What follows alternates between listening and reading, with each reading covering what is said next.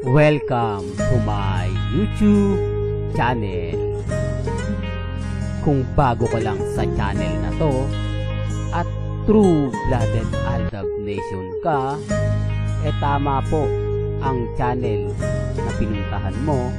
Kaya considering na po kitang bagong subscriber.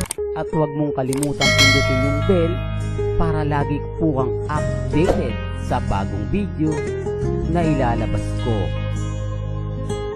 Salamat po sa iyong pag-click sa channel na to. Welcome back mga ka-Aldab. Ito na naman po ang inyong lingkod, si Mr. Destiny. At syempre napakaganda ng pag-uusapan natin. Ito yung pelikula ng Aldab Nation.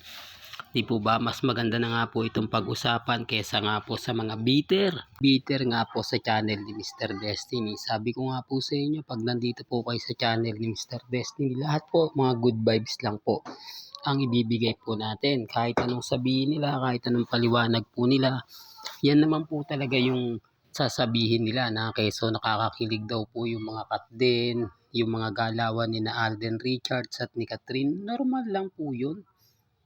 Di po ba? Kasi promotion po yun. Yun lang naman po yung lagi kong sinasabi at yun lang naman po yung aking nakikita.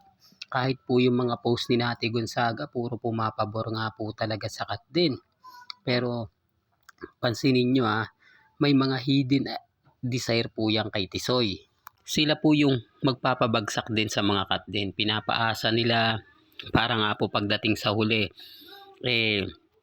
maraming magagalit na naman po kay Alden Richards. Siyempre sasamantalahin po nila yan na kapag nawala na po yung mga ibang fans ni Alden, sila po yung magiging kumbaga yung tumatayong naninindigan. Matatandaan nyo po ito ng panahon ng Aldab. Nag-away po si Maine at si Nate Gonzaga. Ito yung mga panahon na kaaway din po ni Nate Gonzaga, yung mga mamis, mga titas, mga senyor. Alam nyo po ba na may kwento dyan? Na dati-rate magkakasama po kami sa isang event, sa mga nagaganap po kina Alden, kay Maine, sa Laguna, sa Conchas Garden sa Tagaytay, sa Conchas Garden sa Quezon City, at yung mga event na binubuo po ng Alden Fanatics at syempre ng mga Maine Fanatics. Sila po talaga yung totoong 101%. Di po ba? Kung hindi lang po talaga nawala si Jude Palaboy, po ba? At yung mga video niya na dinilit niya lahat, kung na-save lang natin, malaking sampal at insulto nga po talaga. Diyan po kasi nagsimula yung mga Blue Hearts na alam naman po natin at tinatagyan ni Nate Gonzaga na hanggang ngayon tumatakbo pa rin, na hanggang ngayon makikita nyo na kumbaga angat pa rin. Kaya ang sabi ko sa inyo, si Alden ngayon ang babanatan nila. Yung mga Katnel fans nagre-react na rin na alam naman po natin na talo na po talaga yung House of Us. Yan po yung totoo na hindi po matanggap ng mga fans ni Daniel Padilla at ni Catherine. Siyempre magre-react yan. Kaya sabi ko sa inyo, gagawa po sila ng bagong pelikula. Ito base lang po sa mga nasasagap natin sa social media na nakagawa nga po daw ng bagong record ang Hello Love Again. Di po ba? Hindi naman lingid sa inyong kaalaman na lumalabas nga po na ang daming video na dapat nga po daw talaga si Daniel Padilla. So inayawan lang daw po niya, hindi niya daw gusto yung ganito, ganyan. Di po ba? Maraming mga kwento. Tapos lumabas po pala sa Liz Gwen po pala talaga yung dapat sa Hello Love Goodbye. Pero nandyan na yan Baga, hindi na natin may aalis yan. Yung mga issue na ganyan. Tapos yung bakla, di po ba? Ito yung mga fans ni Daniel Padilla na nagre-react ngayon sa social media. Sila po yung nagpapakalat ng hindi maganda at hindi kaaya-aya. Pero gaya ng sinabi ko sa inyo, maging kampante at maging relax lang po kayo. Kasi hindi naman natin po pwedeng sabihin na ganito ganyan, etc. etc. Kasi alam naman po natin bawat sabihin ko rito at ipaliwanag ko, magiging bitter lang po tayo. Nga po ang kumakalat po ngayon, movie ng Katnel. Yan po yung nakikita natin na pagkatapos nga po nito, palilipasin lang po nila ng ilang buwan, gagawa po ng pelikula muli sila Daniel Padilla at Catherine Bernardo. Sabi ko nga po sa inyo, isa to sa gagawin nilang paraan at rason para muling makabuo ng House of Pass. Ibig kong sabihin, halos sabihin na natin natatalunin nila yung Hello Love Again dahil magbabalik po sila. Yung mga Katnel fans muling mabubuhay po ba? At ito naman po yung gagawin ng Aldab Nation. Alam ni Alden na ganun ang taktika po nila. Alam ni Alden na ginamit lang siya para nga po sa pagmuling pagbabalik ng Katnel. Totoo to mga Kaaldab, base po ito sa mga nakakalap nating impormasyon.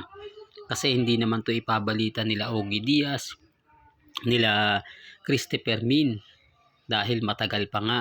Pero sabi ko nga po sa inyo, inuunahan ko na po kayo. Ganyan po tayo ka-updated. At hindi po sila makakaporma kapag si Mr. Destiny na nga po yung nagbibigay ng balita. Alam naman po kasi nila na tayo po yung laging nauuna. Alam naman po kasi nila na tayo po yung updated pagdating po sa mga bagay na ganyan. Lalo na nga po kapag ang pinag-uusapan Aldab Nation. Kaya nga po kukontrahin natin yan.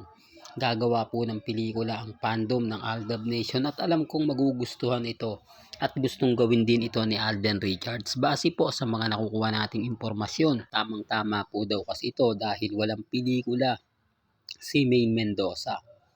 Na kapag gumawa siya ng pelikula, kasasabikan nga po ito ng, di po ba, ng mga buong fandom at syempre ng mga taong nagmamahal po kay Mengay.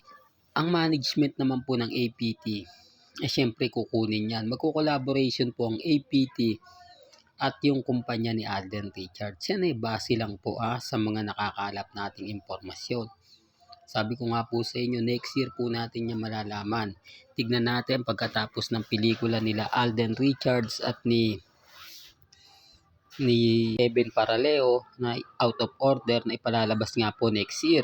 Kaya nga sabi ko sa inyo, pagkatapos niyan, di natin alam kung matutuloy nga po ba sila na din lustre o sinasabing lang ganito rin daw po itatapat. August din daw po ipalalabas ang pelikula ng Aldab na kung saan nga po hindi na kailangan pang mag-promote ng matagal. Gaya ng sinabi natin, once na dumating yan, at sigurado 101% gagawin niya ni Alden Richards dahil gaya na sinabi natin, magkukwit na nga po siya sa mga teleserye. At sinabi naman po niya yan sa isang interview sa 24 oras na po-focus na lang po siya sa mga pelikula. Although under pa rin po siya ng GMA Network. Wala po tayong sinasabi na aalis siya sa GMA. Wala pong gano'n. Never po nating sinabi yan at never po tayo nagbigay ng update. Under pa rin po siya ng GMA Kapuso pero freelancer na lang po siya.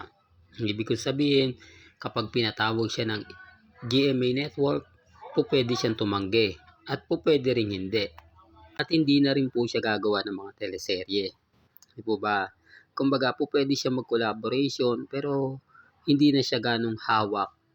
Di katulad ng dati, siya yung founder ng Sparkle Artist Center. Kapag pinatawag siya, agad-agad pupunta siya. Kapag may mga nangyayari at nagaganap sa GMA Kapuso, andun siya. Malaking pagbabago po ito. Ito po yung pinapaliwanag ko na hindi nila naintindihan at hindi po nila nagegets. Sabi po kasi nila na hindi daw pwedeng mawala si Alden sa GMA dahil nga po malaki yung utang na loob niya.